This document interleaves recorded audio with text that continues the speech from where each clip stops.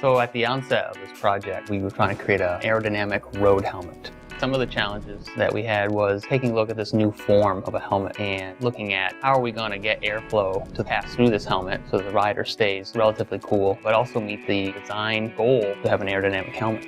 We really had to rethink the shape of the helmet. We wanted something much more compact, something that would be more wearable for a longer period of time. When you're racing a bike, most of the power you're putting out is being used to overcome aerodynamic drag. So anything we can do to shave some drag is going to reduce your power consumption.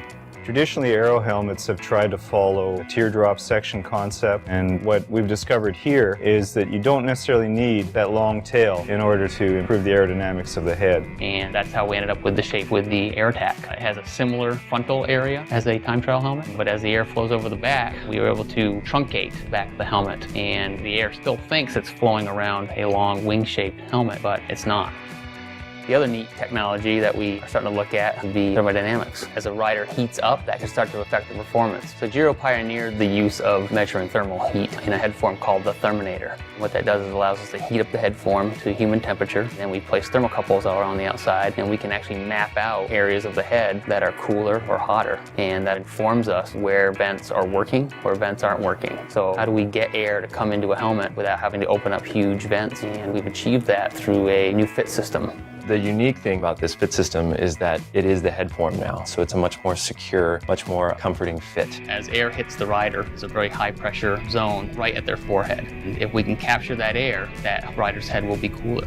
So we have a fit system that suspends the rider's head off of the EPS, and then the large channels allows whatever air comes in through this 3mm opening to have many ways to exit. So as air comes in, it's going to pass up over the top of your head and right out the back.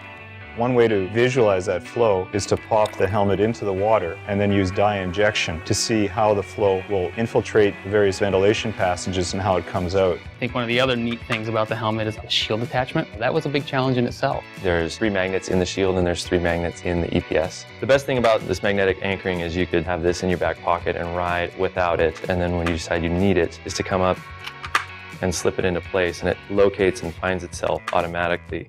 And then if you decide you don't need it and you don't want to put it back in your pocket, it'll dock backwards on the helmet. It's not going to fall off. It's not going to go anywhere. From a summary standpoint, I think we achieved our goals of aerodynamics. We achieved our goals for helmet cooling. And I think our weight is right where it needs to be. We have made the most efficient helmet. Sort of the Swiss Army knife of helmets. It fills a new niche. This is a helmet that anybody could really wear. I'm really excited to say that I worked on it, and it's going to be great to see it in the tour this year.